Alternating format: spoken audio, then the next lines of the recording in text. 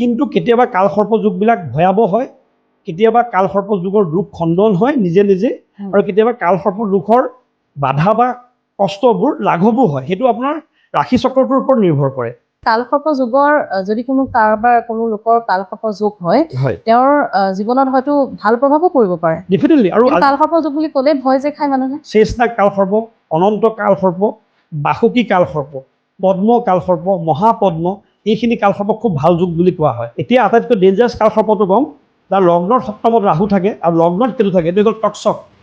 টক্সকে খুটিলে মানুহৰ নিস্তাৰ নাই, অপমৃত্যু একদম অনিবাৰ্য। সেইকাৰণে টক্সক যদি হয় এইটো অলপ ডেঞ্জাৰিছ হয়। কোনটো কালসৰ্প যুগ মানুহৰ জীৱনলৈ আহিলে প্ৰভাৱ কিমান ওপৰলৈ যাব পাৰে, তেওঁৰ জীৱনত কিমান উন্নতি হ'ব পাৰে? এটা ঠিক কথা আছে। ছাপ'জ যদি আপোনাক পঞ্চমী, চতুৰ্দশী, অষ্টমী, অমাৱস্যাত সাপে দংশন কৰে, আপুনি বাচিব বুলি নাভাবিব। আৰু যদি আপুনি যথেষ্ট শিৱ ভক্ত, আপুনি যদি মা মনসা পূজা কৰে, বা যদি কিছুমান আমাৰ নিদান আছে, যদি এইখিনি শুদ্ধমতে কৰি থাকে, আপোনাৰ কিনাৰেদি হয়তো নাকডাল পাৰ হৈ যাব। বা বিষাক্ত প্ৰাণী যেনেকৈ আপোনাৰ এটা বৃশ্চিক, চেলা বা বিষাক্ত মকৰাই আপোনাক দংশন কৰিব, কিন্তু আপোনাৰ সামান্য প্ৰভাৱে পৰিব। কালসৰ্প যুগৰ ব্যক্তিয়ে কিন্তু পিতৃ সম্পত্তি ভোগ কৰিব নোৱাৰে, আৰু তেওঁ সেই ঘৰ ত্যাগ কৰিব লাগিব। 2 নম্বৰ, তেওঁৰ ভাতৃ আৰু বন্ধুৰ লগত কেতিয়াও ভাল সম্বন্ধ নাথাকে। যদি মই ক'ব, পণ্ডিত জৱাহৰলাল নেহৰু, তেখেত উচ্চ কালসৰ্প যুগ আছিল।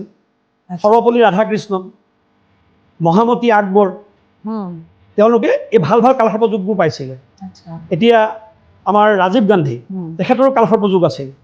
অসমত তেনেকুৱা ফিগাৰ আছে। অসমত তৰুণ গগৈ ডাঙৰীয়া, হিতেশ্বৰ শইকীয়া, এই তেওঁলোকৰ যদি পুষ্টি বিচাৰ কৰোঁতে মই দেখিছোঁ তেওঁলোকে উচ্চ কালসৰ্প যুগৰ অলপ ব্যক্তি। এতিয়া বহুতে কি কৰে, নাগ ৰূপৰ এজন, তামৰ এজন দিয়ে এযোৰ কৰি পেলাই দি থৈ আহে। তেনেকৈ নহয়, আপুনি কি কৰিব, 12জনা নাগ দিব। ৰূপৰ 12জনা, তামৰ 12জনা নাগ, লগত যিখিনি পূজাৰ বস্তু, সেইখিনি আপুনি সেই নাগ মন্দিৰত গৈ আপুনি ব্ৰাহ্মণজনক আগতে সুধি আহিব। তো তেতিয়া আপোনাক এখন ফৰ দি দিব, অৰ্থাৎ লিষ্ট এখন দিব। কেঁচা গাখীৰ লাগিব আধা লিটাৰমান স্নান কৰিবৰ কাৰণে, অলপ বগা মিঠাই লাগে, ফল মূল লাগে। সেইখিনি বস্তু ব্ৰাহ্মণৰ ভোজনী বৰণ তেওঁ সেই ফৰ্দিখনত উল্লেখ কৰি দিব। সেইখিনি উচৰ্গা কৰাৰ পিছত আপুনি মনসা মন্দিৰত হওক বা শিৱ মন্দিৰত হওক, আপুনি এইখিনি কৰিলে সেই দুখখিনি আপোনাৰ খণ্ডন হ'ব। যদি আপুনি মৃত সাপ পায়, বা আপোনাৰ গাড়ীৰ চকাত বা বাইকৰ চকাত সাপ এডাল মৃত্যু হৈ গ'ল, যদি আপোনাৰ সময় থাকে বা সম্ভৱ হয়, সেইডাল আপুনি তাৰ পৰা ভক্তিপূৰ্ণভাৱে উঠাই নি অগ্নি সংস্কাৰ কৰিব। মানে যেনেকৈ মানুহৰ অগ্নিদাহ কৰা হয়, অগ্নি সংস্কাৰ কৰিব, 3 দিনলৈ আপুনি নিৰামিষ খাব, আৰু সেই 3 দিন আপুনি দাড়ি চুলি নখ নাকাটিব। তেতিয়াহ'লে আপুনি সেই নাগৰ ৰোষত নপৰে। যদি আপুনি আপোনাৰ ঘৰটো গোমূত্ৰৰ দ্বাৰা মুছে, তেনেহ'লে আপোনাৰ নাগৰ প্ৰভাৱ থাকিলে কাৰণে সেইখন ঘৰৰ পৰা আপুনি যাত্ৰা কৰে, আৰু তাতে শুয়ে আপুনি ওলাই যায়। গোমূত্ৰ, এইটো বৰ ডাঙৰ কথা দেই। গোমূত্ৰৰ যদি ব্যৱহাৰ ঘৰখনত কৰি থকা হয় মঙলবাৰ শনিবাৰে, তেতিয়াহ'লে আপোনাৰ কালসৰ্প যুগৰ ৰোগটো খণ্ডন হৈ থাকিব। 140খন ভৰি প্ৰত্যেকজনা সাপৰ বা নাগৰ তেওঁলোকে লুকুৱাই ৰাখে, যেতিয়া তেওঁ বগাই যায় তেতিয়াই সেইকেইখন ভৰি ইউজ কৰে। সেইকাৰণে সৰীসৃপ আপুনি সহজে ৰাতি কেতিয়াও নামাৰিব।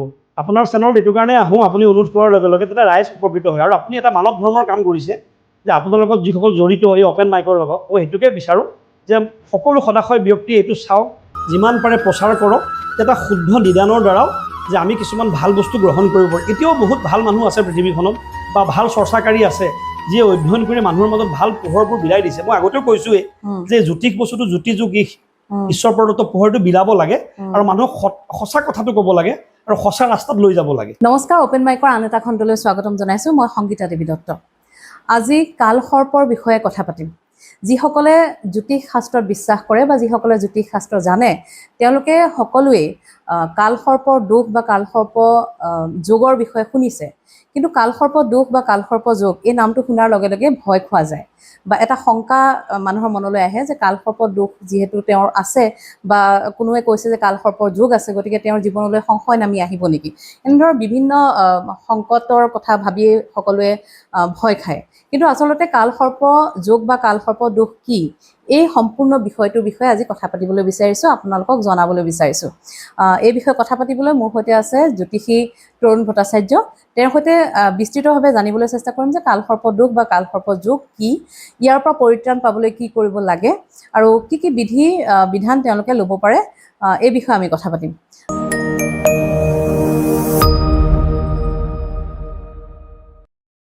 দাদা নমস্কাৰ জনাইছোঁ। নমস্কাৰ নমস্কাৰ।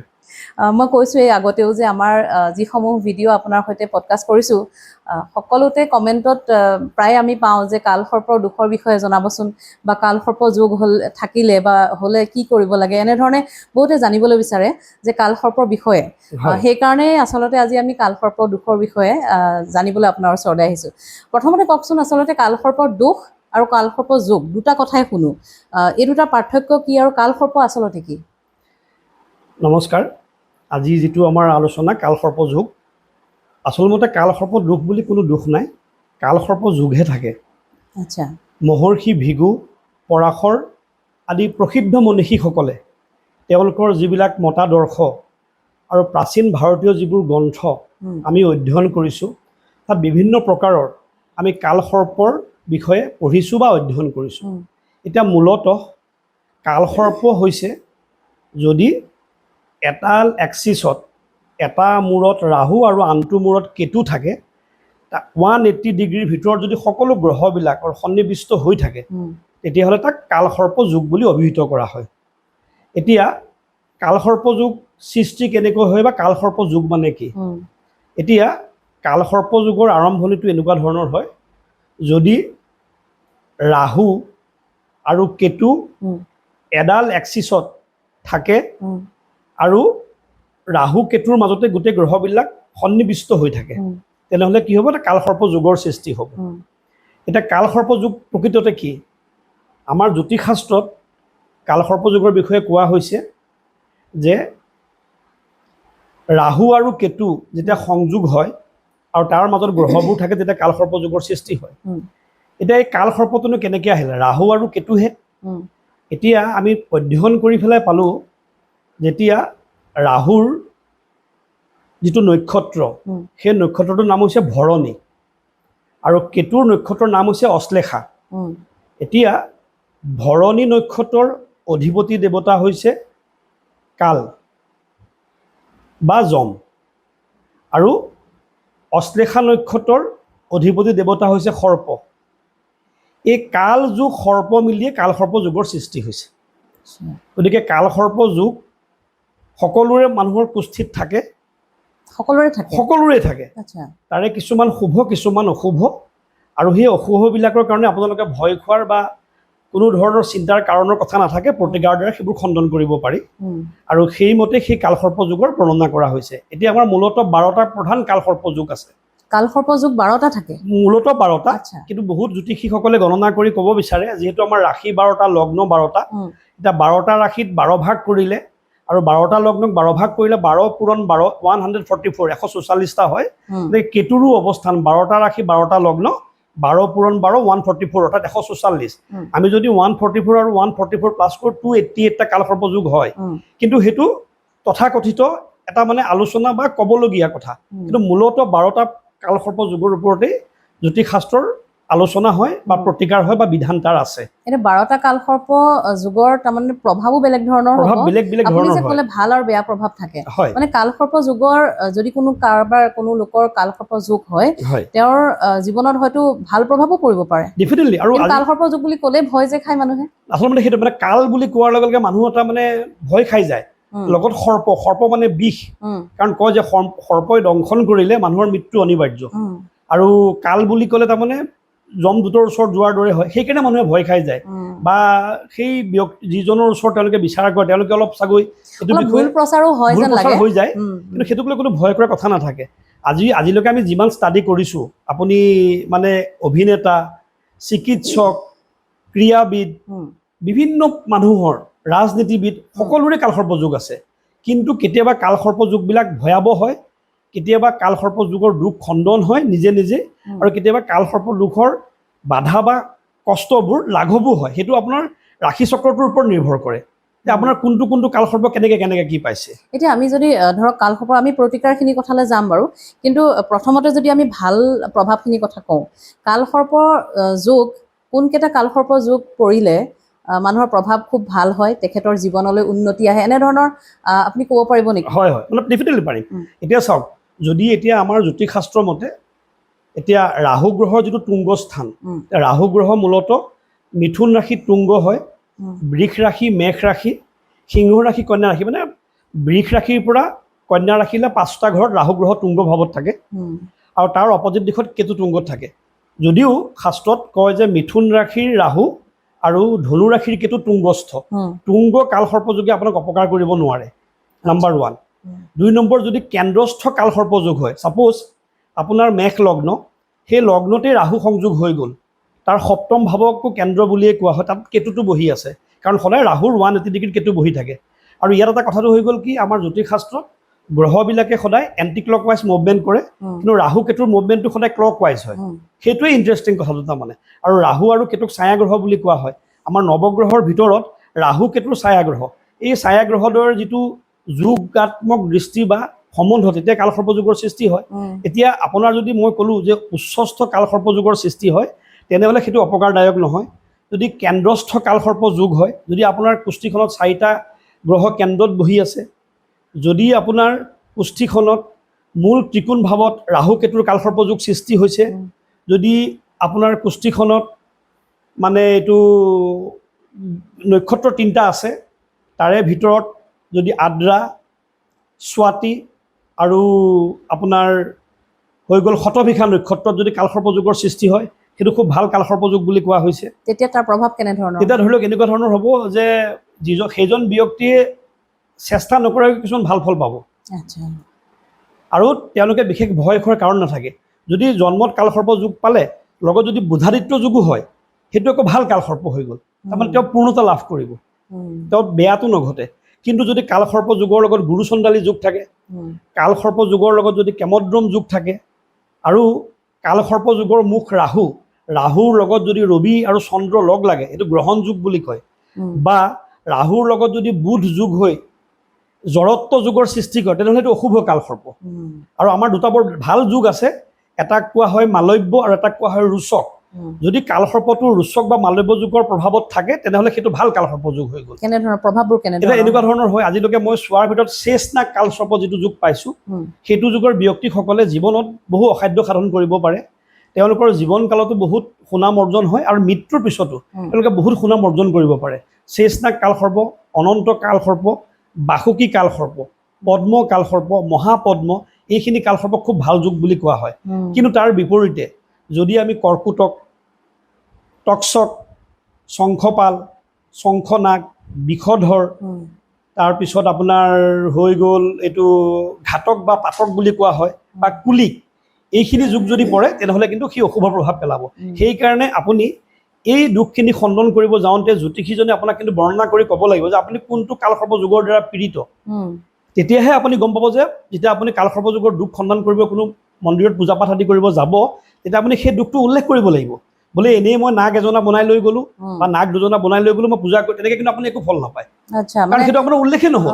এতিয়া পৰীক্ষা যেতিয়া এখন মাৰ্কশ্বিট দিয়ে, তাততো নাম থাকে ন, যে কোনে first rank, second rank, third rank পালে, মানে বেমাৰৰ নাম ক'লেহে আপুনি যিটো ঔষধ খাব, তেতিয়াহ'লে ৰোগটোৰ কথা আপুনি ক'ব লাগিব, ৰোগ চাহে ঔষধ, সেই আপোনাৰ নামখিনি উল্লেখ কৰিব লাগিব।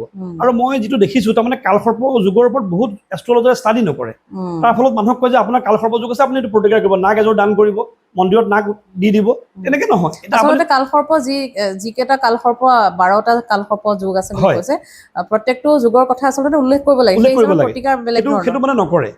তাৰ ফলত কি হয়, মানুহজন বিপদত পৰে, খালি কালসৰ্প যুগ বুলি পূজা এভাগ দি থৈ আহে, তেওঁ সেই ফলটো নাপাই চাগে। তাৰমানে সেইটোৱে, মানে কোনটো ঔষধ খাইছে, তেওঁৰ বেমাৰটো হৈছে কি সেইটো গমেই নাপালে ন, তাৰ ফলত ৰিজাল্টটো নাপাব নহয়। সেইকাৰণে উল্লেখ কৰি দিব লাগে। এতিয়া মই আপোনাক থ্ৰুতে কৈ থওঁ, যদি কাৰোবাৰ মেষ লগ্ন, একদম ইজিলি বুজাই দিছোঁ কথাটো মই, মেষ লগ্ন, তাত ৰাহু বহিলে আৰু তেওঁৰ সপ্তম স্থানত সদায় কেতু থাকে 180 ডিগ্ৰীত, তাত যদি কেতু থাকে, তেনেহ'লে সেইটোক কোৱা হয় অনন্ত কালসৰ্প।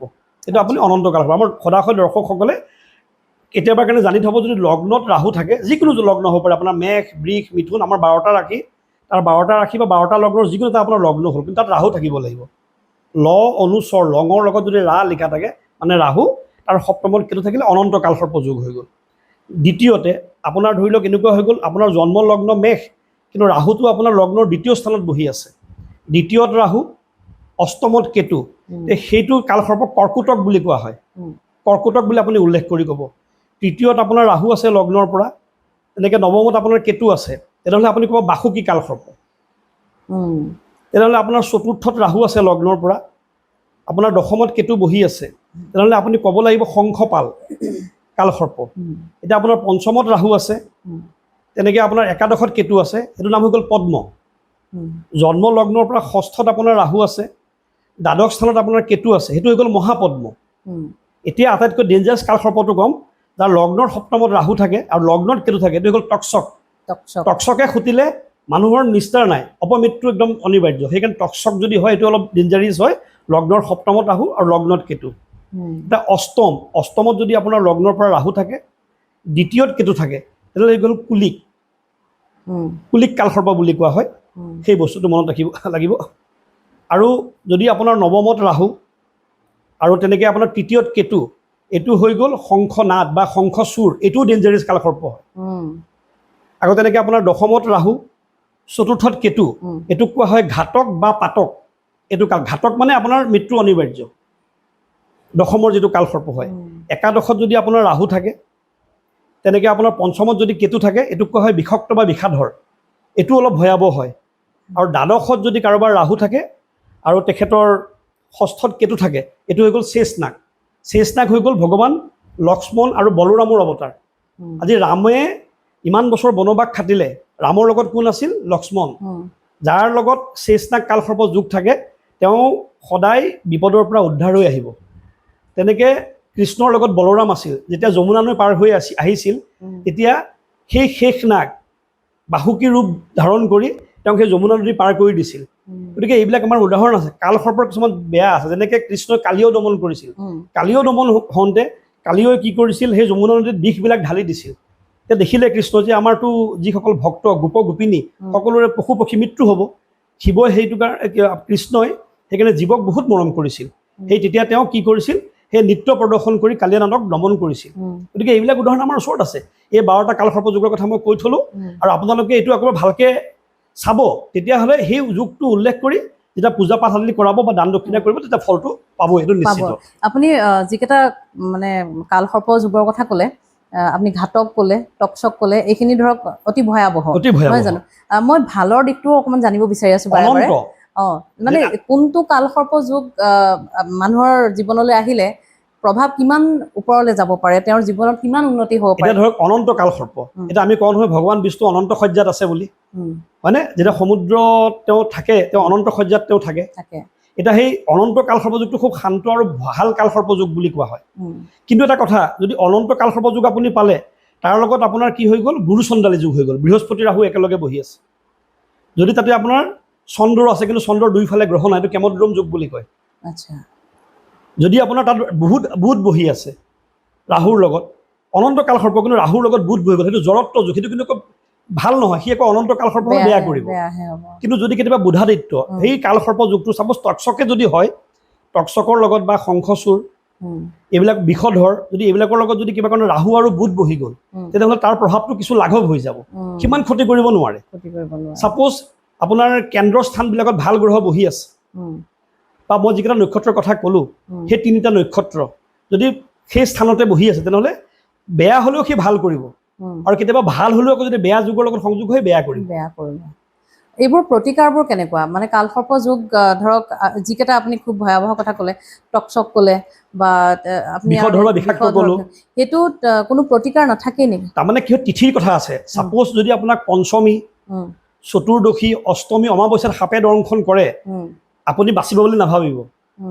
সেইটো যিমান ডক্টৰী চিকিৎসা নকৰক, আপুনি এণ্টিভেনাম নিদিয়ক, বচাৰ সম্ভাৱনা খুব কম থাকে। কাৰণ সেইদিনাখন তেওঁলোক নক্ষত্ৰিক যিটো গণনা, কাৰণ ভৰণী আৰু অশ্লেষা এই দুটাৰ অধিপতি হৈছে যম বা কাল, ভৰণীৰ আৰু অশ্লেষাৰ হৈ গ'ল সৰ্প।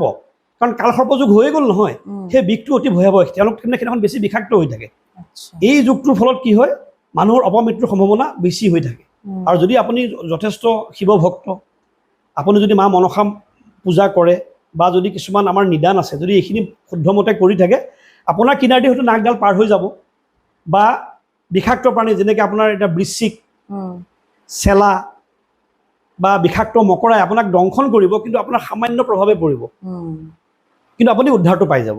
সেইকাৰণে এই যুগবিলাকত অকণমান সতৰ্ক হৈ চলিব লাগিব, ভয় খোৱাৰ কোনো কাৰণ নাই।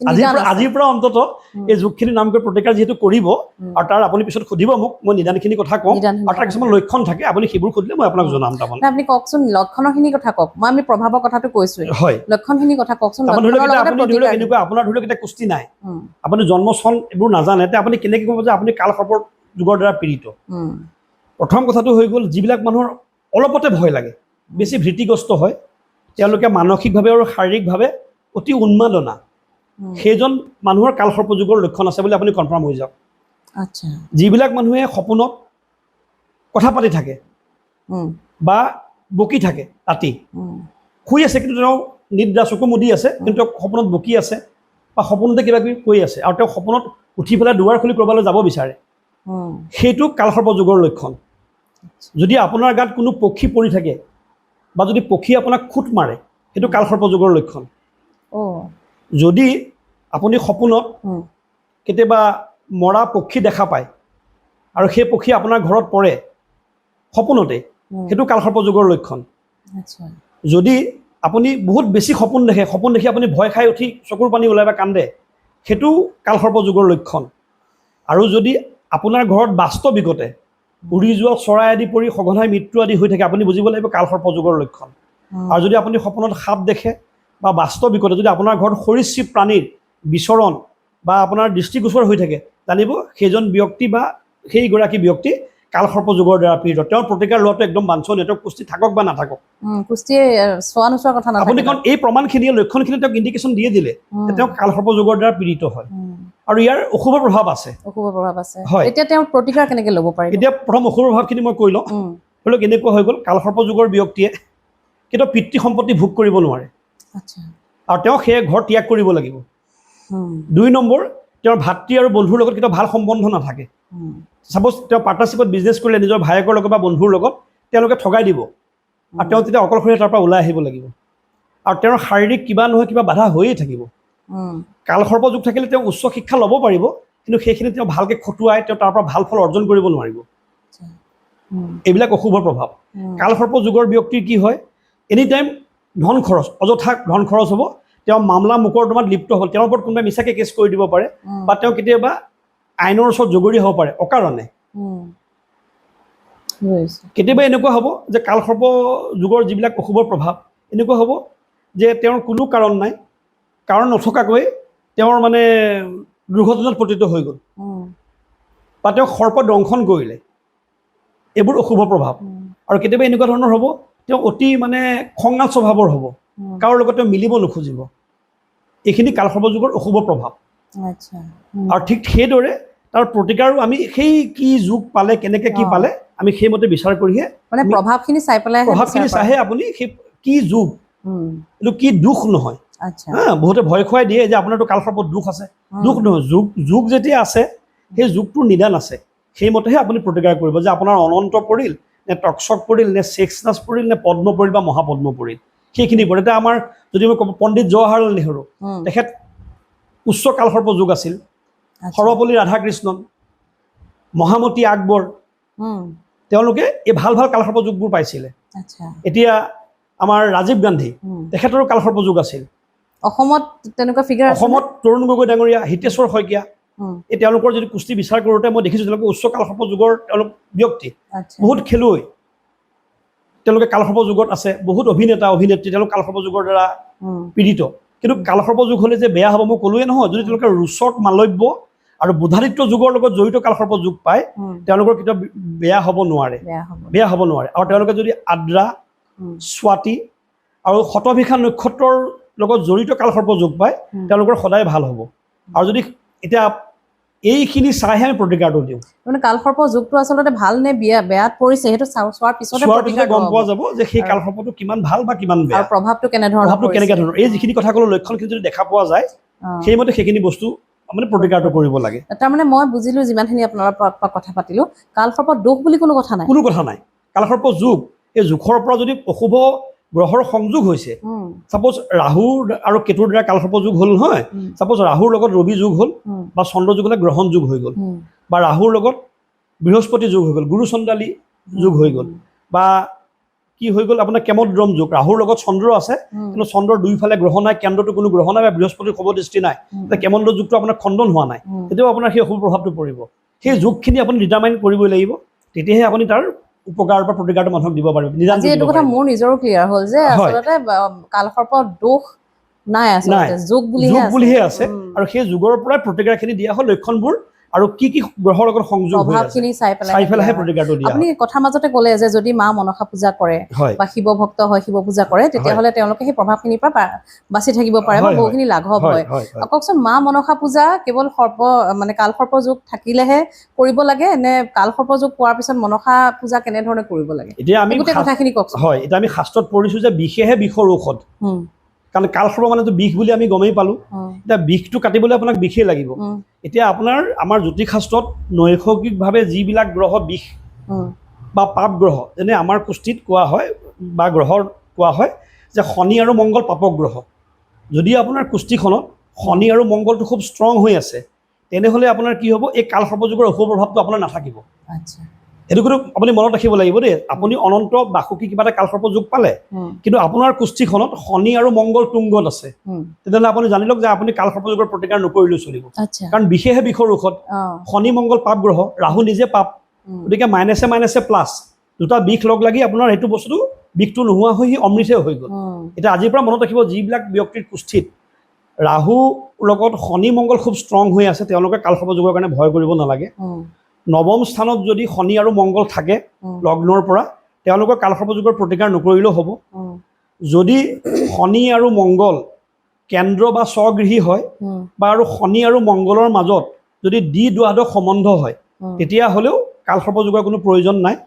আৰু যদি আপোনাৰ কুষ্ঠিখনত ৰাহু কেতুৰ লগত যিকোনো যদি ভাল গ্ৰহ সংযোগ হৈ যায়, ছাপ'জ আপোনাৰ অকল ৰাহুৰ লগত আপোনাৰ ধৰি লওক বৃহস্পতি যুগ হ'ল, গুৰু চণ্ডালী যুগ হ'ল, কিন্তু বৃহস্পতি যদি কেন্দ্ৰত আছে বা মূল ত্ৰিকোণত আছে, তেনেহ'লে আপোনাক সি ভাল ফল দিব, বেয়া ফল নিদিয়ে।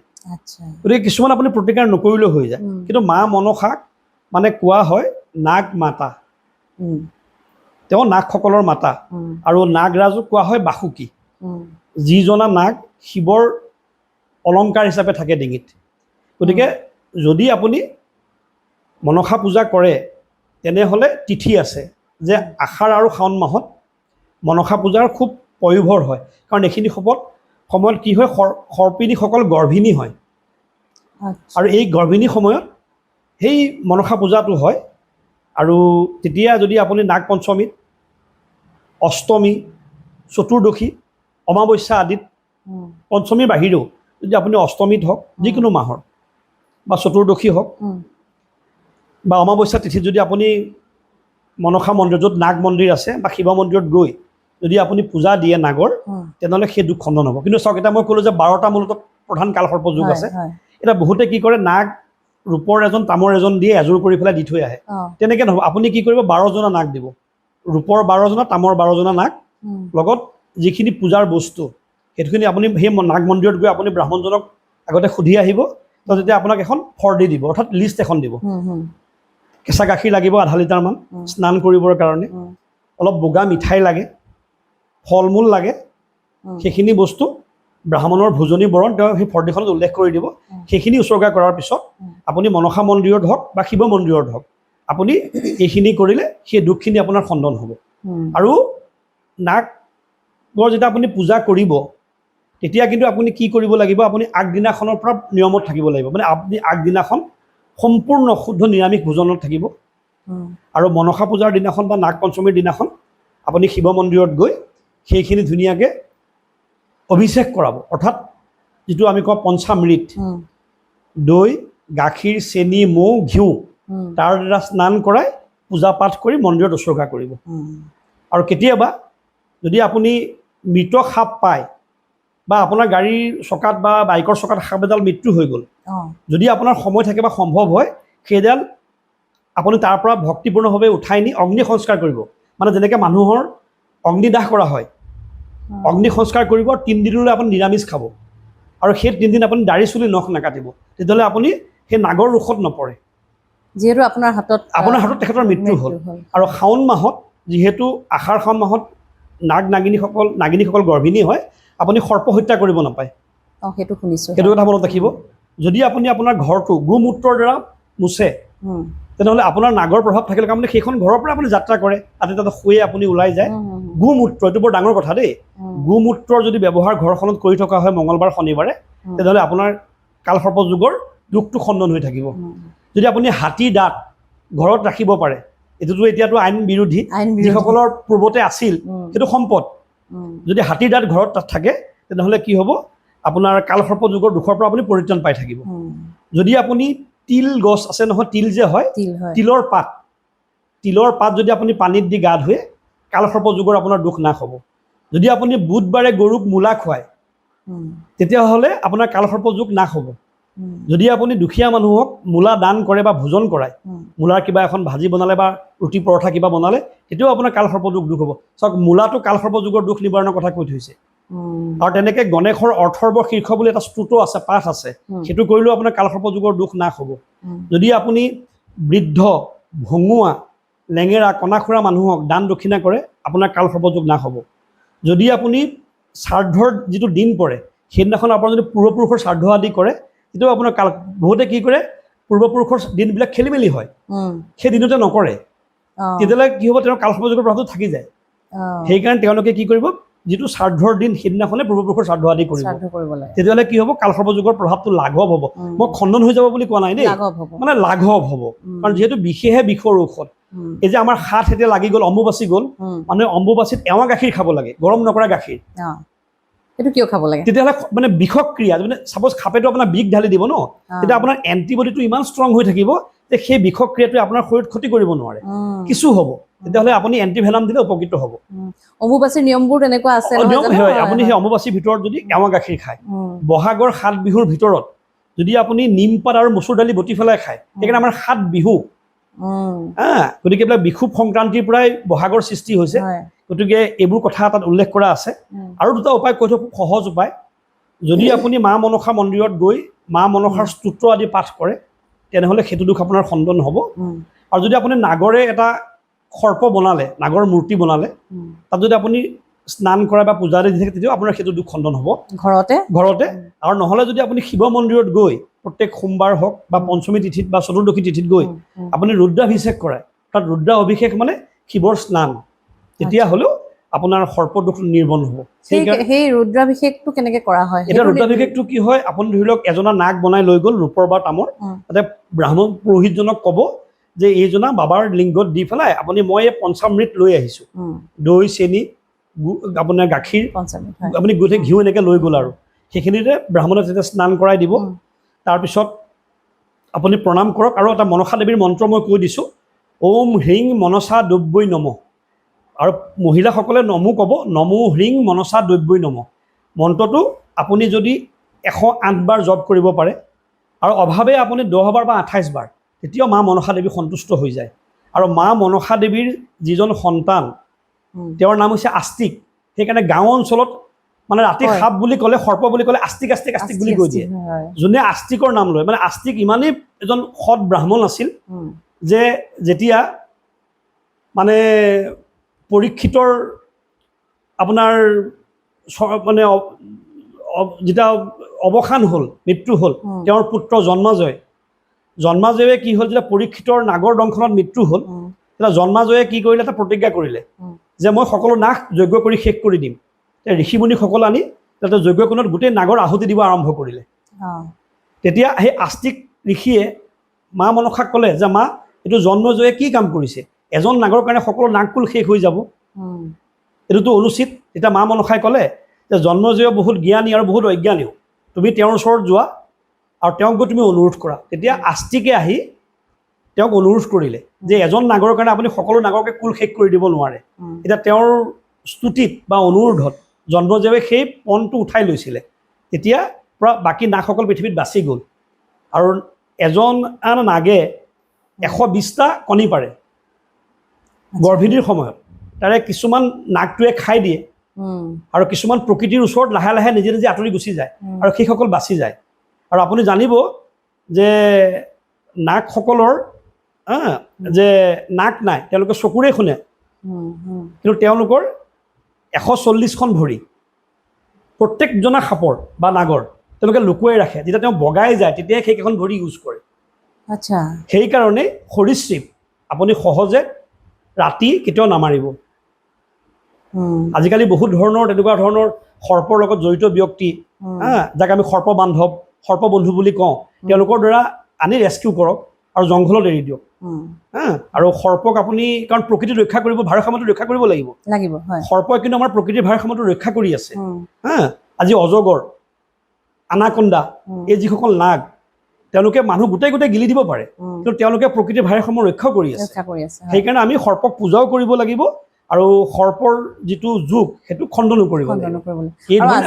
আজি মই এটা বস্তু খুব ভাল লাগিলে, মই ক্লিয়াৰ হলো আৰু মোৰ দৰ্শকসকলো ক্লিয়াৰ হ'ল নিশ্চিতভাৱে যে সৰ্প, কালসৰ্প যোগ আৰু কালসৰ্প দোষ, এইটোক লৈ এটা কনফিউজন আছিলে। আৰু এতিয়া গম পালো যে কালসৰ্প দোষ বুলি কোনো কথা নাই, কালসৰ্প যোগহে, আৰু তাৰো ভাল প্ৰভাৱ আৰু বেয়া প্ৰভাৱো আছে। সেইটো কিন্তু মই জনা নাছিলো, নিশ্চিতভাৱে বহু লোকে হয়তো নাজানে যে ভাল প্ৰভাৱ। আৰু সেইটো কাৰণে চাওক, এতিয়া আপোনাৰ চেনেলত এইটো কাৰণে আহোঁ, আপুনি অনুৰোধ কৰাৰ লগে লগে যাতে ৰাইজ উপকৃত হয়। আৰু আপুনি এটা মানৱ ধৰ্মৰ কাম কৰিছে, যে আপোনাৰ লগত যিসকল জড়িত এই অপেন মাইকৰ লগত, মই সেইটোকে বিচাৰোঁ যে সকলো সদাশয় ব্যক্তি এইটো চাওক, যিমান পাৰে প্ৰচাৰ কৰক, যে এটা শুদ্ধ নিদানৰ দ্বাৰাও যে আমি কিছুমান ভাল বস্তু গ্ৰহণ কৰিব পাৰোঁ। এতিয়াও বহুত ভাল মানুহ আছে পৃথিৱীখনত, বা ভাল চৰ্চাকাৰী আছে, যিয়ে অধ্যয়ন কৰি মানুহৰ মাজত ভাল পোহৰবোৰ বিলাই দিছে। মই আগতেও কৈছোঁৱেই যে জ্যোতিষ বস্তুটো জ্যোতি যুগিষ, ঈশ্বৰ প্ৰদত্ত পোহৰটো বিলাব লাগে আৰু মানুহক সঁচা কথাটো ক'ব লাগে আৰু সঁচা ৰাস্তাত লৈ যাব লাগে। গতিকে এই বস্তুবিলাক এনেকৈ কৰিলে যে মানুহে এইটো দুখৰ পৰা মুক্তি পাব। আৰু এইটো দুখ নহয় যুগ, যিহেতু যুগত কিছুমান দুখ থাকিব পাৰে, গতিকে এইটো পেনিক মানে ভয়ে বা আচৰিত হ'বলগীয়া কথা একো নাই। কিন্তু যিখিনি লক্ষণৰ মই কথা কৈছিলোঁ, সেইসকলে এইটো কৰিব, যিয়ে নিজৰ পিতৃ মাতৃৰ প্ৰতি সদায় সমৰ্পিত, পিতৃ মাতৃক সদায় শ্ৰদ্ধা কৰে, দুখীয়া দৰিদ্ৰৰ প্ৰতি সমৰ্পিত, জীৱ জন্তুৰ প্ৰতি মৰম আছে, আৰু দুখীয়া দৰিদ্ৰৰ প্ৰতি তেওঁলোকে সদায় আস্থা। বিশেষকৈ চাওক, এতিয়া বানপানীৰ সময়, আষাৰ শাওণ মাহত বানপীড়িত লোকক যোনে সাহায্য প্ৰদান কৰে, যোনে গাই গৰু ষাঁড় গৰুক ভোজন কৰায়, আৰু যোনে মানে সৰ্পক পূজা আদি কৰে, তেওঁলোকৰ সদায় এই দুখৰ পৰা মুক্তি আৰু তেওঁলোকে সান্নিধ্য লাভ। আৰু এটা মানুহৰ ভুল ধাৰণা দেই, সাপে কিন্তু কেতিয়াও গাখীৰ নাখায়। বহুতে ভুল ধাৰণা দিয়ে যে সাপক গাখীৰ খুৱাই পুহিলোঁ, গাখীৰ খুৱাই, আৰু কিছুমান উপমা আছে বাৰু, কিন্তু সাপে কেতিয়াও গাখীৰ নাখায়। গতিকে সেইটো সাপক গাখীৰ দিব নালাগে। আপোনালোকে যদি পাৰে কেতিয়াও সাপৰ ডিমবোৰ নষ্ট নকৰিব। জংঘলত গ'ল, আপুনি ধৰক সেই ডিমটো লৈ গুচি আহিলে, কিন্তু তেতিয়া কিন্তু আপোনাক সাপটোৱে পিছা কৰিব পাৰে, বা আপোনাক এনেকৈ মেৰাই ধৰিব যিটো আপুনি তাৰ পৰা আপুনি ওলাই যাব নোৱাৰিব। সেইকাৰণে সৰ্পৰ ডিমটো কেতিয়াও মানুহে নষ্ট কৰিব নাপায়। নাগিনীজনীৰ ডিমটো নাগে খাই দিয়াটো এটা নিশ্চয় প্ৰকৃতিৰ নিয়ম, কিন্তু সেইটো ভুল কৰিব নালাগে। সেইখিনি নকৰিলে মোৰ বিশ্বাস আছে যে কেতিয়াও নাগে মানুহক ক্ষতি বা বিপদত নেপেলায়, কৰিব নোৱাৰে। আৰু যিখিনি জ্যোতিষৰ মতে যিখিনি জানিব লগা কথা আছে, আপুনি খুব সুন্দৰভাৱে জনালে, আপোনাক ধন্যবাদ জনালোঁ তাৰ বাবে। আৰু আমি সদায় আপুনি কোৱাৰ ধৰণে যিবোৰ শুদ্ধ তথ্য, শুদ্ধ কথা, সেইখিনি জনাবলৈ সদায় চেষ্টা কৰোঁ।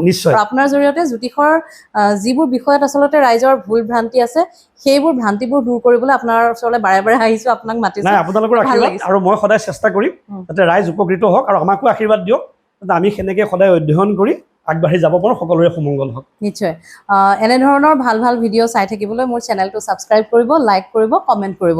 আৰু কি বিষয়ত আপোনালোকে আৰু বিচাৰে তেখেতৰ পৰা জানিবলৈ, এই বিষয়ে কমেণ্টত জনাব।